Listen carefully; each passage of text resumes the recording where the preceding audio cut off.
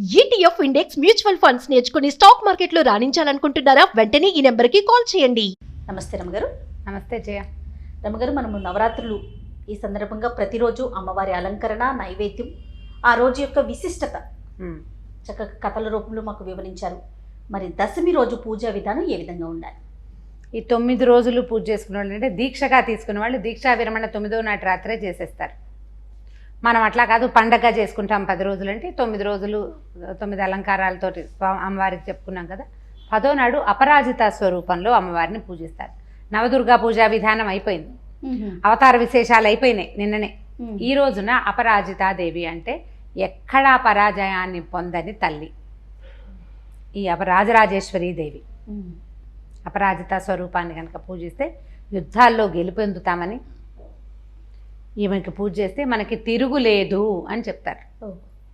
తిరుగులేదు, దశమి నాడు కనుక పూజించిన వాడికి తిరుగు లేకుండా ఉంటుందని. ఈ రోజున మనం అక్షరాభ్యాసాలు చేసుకుంటాం. అంటే మూలా నక్షత్రం నాడు అక్షరాభ్యాసం చేసుకోవచ్చు, దశమి నాడు కూడా అక్షరాభ్యాసాలు చేసుకోవచ్చు, కొత్త వ్యాపారాలు మొదలు పెట్టుకోవచ్చు, కొత్తవి ఏవైనా సరే కొత్తగా విద్యాభ్యాసం చేసే వాళ్ళకి చేయించవచ్చు. అన్నిటికీ చాలా మంచి రోజు. ఈ రోజున వాళ్ళ నక్షత్రానికి సూట్ అవుతుందా, తిది మంచిదా, అవన్నీ ఏం ఆలోచించకూడదు, ఆలోచించక్కర్లా. అమ్మవారి శ్రవణ నక్షత్రము, దశమి తిథి, ఈ శరన్నవరాత్రుల్లో ఉన్న ఈ 10వ రోజు అత్యంత మహిమాన్వితమైన రోజుల్లో ఇదొకటి. ఏ కొత్త పనైనా ఈ రోజున ప్రారంభం చేసుకోవచ్చు. ఈ రోజున ఏం చేస్తారంటే సెమీ వృక్ష పూజ చేస్తాము. మనకి ఇక్కడ తెలంగాణలో పాలపిట్టను చూస్తామంటారు. పాలపిట్ట సంగతి ఏదో చెప్తారు, కానీ మనకి ప్రపంచం అంతా ప్రసిద్ధి లేదు. ప్రపంచ ప్రసిద్ధిగాంచిన విషయం సెమీ వృక్ష పూజ. సెమీ పూజ చేసుకుంటాం కదా. అమ్మవారికి లలితాదేవికి ఈ రోజున చక్కెర పొంగలి అట్లా నైవేద్యం పెట్టుకుంటాం. లలితా సహస్రం చదువుకోవచ్చు, తర్వాత రాజరాజేశ్వరి అష్టకం చదువుకోవచ్చు. అర్గళా స్తోత్రం అని ఒక బ్రహ్మాండమైన స్తోత్రం ఉంది, అది మనకి దుర్గా సప్తశతిలో వస్తుంది. ఆ అర్గళా స్తోత్రాన్ని చదువుకోవచ్చు. అమ్మవారికి చక్కగా యథాశక్తి పువ్వులతోటి వాటితోటి అర్చన చేసి పూజించి, ఎవరైనా సువాసనలు ముత్తైదువులు ఉంటే వారికి కాస్త తాంబూలం ఇచ్చుకుని నైవేద్యాలు పెట్టుకోవడం. చక్కెర పొంగలి ప్రధానంగా చేస్తారు. దాంతోపాటు మనం ఏది చేసుకున్నా సరే నైవేద్యం పెట్టుకోవటం. ఈ రోజుల్లో మన అలవాటున ప్రకారం ఇంకేమైనా మన ఇళ్లలో అలవాటు ఉంటే ఇవన్నీ నివేదన చేసుకోవటం. అయితే సెమీ వృక్ష పూజ చాలా ప్రధానమైనది. ఏంటంటే ఈ రోజున ఈ సెమీ వృక్షం మీద ఉన్నటువంటి తమ ఆయుధాలని తీసుకున్నాడట అర్జునుడు. విజయదశమికి కొన్ని గంటల ముందు ఆయన యుద్ధానికి వెళ్ళవలసి వచ్చింది. ఇది ఎప్పుడైతే సంగతి, మన వీళ్ళు అజ్ఞాతవాసం చేస్తున్నప్పుడు పాండవులు అజ్ఞాతవాసం చేస్తూ విరాట రాజు దగ్గర ఉన్నారు. ఎప్పుడైతే వీళ్ళు ఇక్కడ ఉన్నారని తెలిసిందో, వీళ్ళ అజ్ఞాతవాసాన్ని కనుక భంగం చేస్తే వీళ్ళు మళ్ళీ 12 ఏళ్ళు అరణ్యవాసం చేయాలి. వాళ్ళ నియమం ఒడంబడిక అది. అందుకని అజ్ఞాతవాస భంగానికి ప్రయత్నించినటువంటి కౌరవులు ఈ విరాటుని యొక్క గోగ్రహణం చేశారు. ఆవుల్ని లాగేసుకున్నారు. వాళ్ళకి ఆవులే వాళ్ళ ప్రధానమైన పశు సంపద ఎక్కువ. ఉత్తర గోగ్రహణం, దక్షిణ గోగ్రహణం, అది లెక్క. ఒక దిక్కు నుంచి ఒకళ్ళు, ఇంకో దిక్కు నుంచి ఇంకొకళ్ళు లాక్కెళ్ళారు. అయితే ఒక దిక్కుకి మిగిలిన మా జనం అంతా వెళ్ళారు యుద్ధం చేయటానికి. ఇక సభలో ఇక్కడ మిగిలింది, ఊళ్ళో మిగిలింది ఉత్తర కుమారుడు, ఒక రాజకుమారుడు తప్పిస్తే ఇంకెవరు లేరు. రెండో వైపున గోవులు ముట్టడిచ్చేశారు. ఇప్పుడు యుద్ధానికి వెళ్ళాలంటే ఎవరు మిగిలారు? రాజకుమారుడే ఉన్నాడు. ఆయనకి సారథిగా వెళ్ళటానికి బృహన్నలగా స్వరూపంలో ఈ అంతఃపురంలో నాట్యాచార్యుడుగా ఉన్న అర్జునుడిని పంపించారు. ఆయన కొంచెం తోలటం వచ్చని చెప్పింది సైరంధ్రిగా ఉన్న ద్రౌపదీదేవి. ఈయన ఉత్తర కుమారుడిని ఎక్కించుకుని వెళ్ళి, ఉత్తర కుమారుడు భయపడి పారిపోదామనుకున్నాడు. యుద్ధం చేయలేను నేనంటే, కాదు నువ్వు ఆ వృక్షం వైపుకు పోనివ్వమని చెప్పి అక్కడికి వెళ్ళాక తన ఆయుధాలని తెప్పించుకున్నాడు కిందకి. వాళ్ళు వెళ్ళేటప్పుడు ఏం చేశారంటే సెమీ వృక్షానికి నమస్కరించి, మా ఆయుధాలని నీ మీద దాచిపెడుతున్నాము, వాటిని మేము మాకు తప్ప రెండో వాడికి ఆయుధంగా కనపడనివ్వద్దని వృక్షానికి ప్రార్థన చేశారు. చెట్టుని పూజించటం అనేది ఎంత పాత విధానమో చూడండి. అప్పుడు దాచిపెట్టారు. దాచిపెట్టిన ఆయుధాలని తీసుకున్నాడు. తన ఆయుధాన్ని స్వీకరించగానే ఆయనకి స్వస్వరూపం వచ్చేసింది. ఆయన బృహన్నలా స్వరూపంలో ఉన్నాడు, అది పోయి అర్జున స్వరూపంలో ప్రత్యక్షమయ్యాడు. ఆ తర్వాత యుద్ధం చేసి కౌరవులను ఓడించాడు. దాంతో వీళ్ళ తాలూకు ఈ అజ్ఞాతవాసం పూర్తయిపోయింది. అందులో మధ్యలో అధిక మాసాలు అవి వచ్చి కొలత కరెక్ట్గా లెక్క సరిపోయిందనమాట. అప్పటి నుంచి సెమీ వృక్ష పూజ చేస్తున్నామని ఒక విధానంలో చెప్తారు.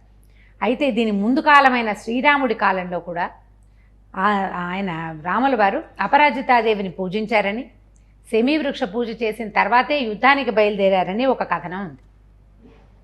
మనకి శమీ వృక్షానికి చెప్పే శ్లోకంలో కూడా అలాంటి శ్లోకమే చెప్తారు.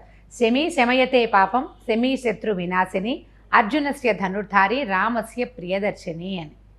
అర్జును యొక్క ధనస్సును ధరించి రాముడికి ప్రియదర్శనాన్ని చేసినటువంటి శమీ వృక్షం పాపాలని శమింపచేస్తుంది, శత్రు వినాశనం చేస్తుంది, మనకి శత్రువుల్ని పోగొడుతుంది.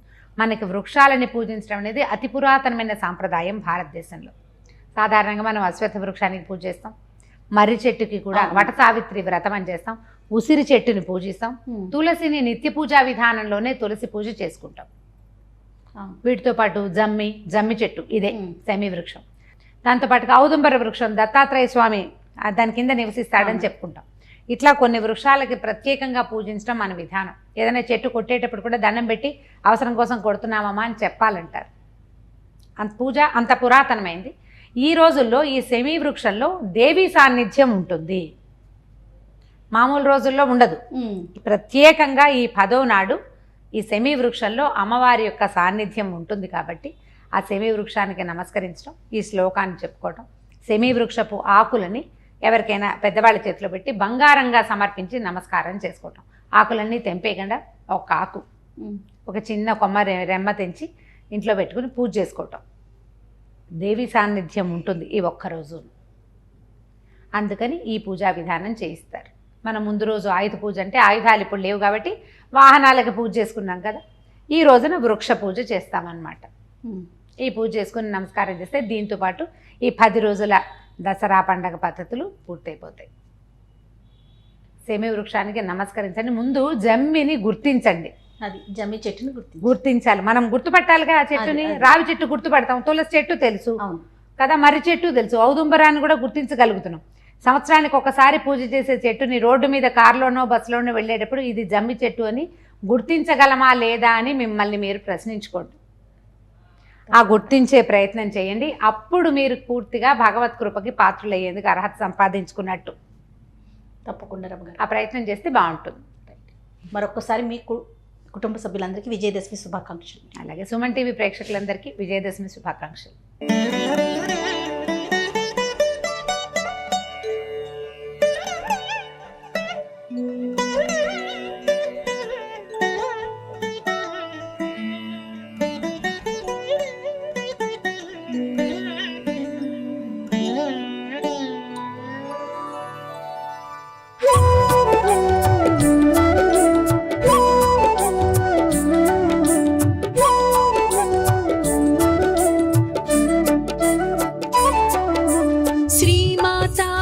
नमोस्तुते श्रींकारेश्वरि नमोस्तुते श्रीकरि शुभकरि श्रित संपत्करि श्री दुर्गांबा नमोस्तुते श्रीमाता नमोस्तुते श्रींकारेश्वरि नमोस्तुते श्रीकरि शुभकरि श्रित संपत्करि श्री दुर्गांबा नमोस्तुते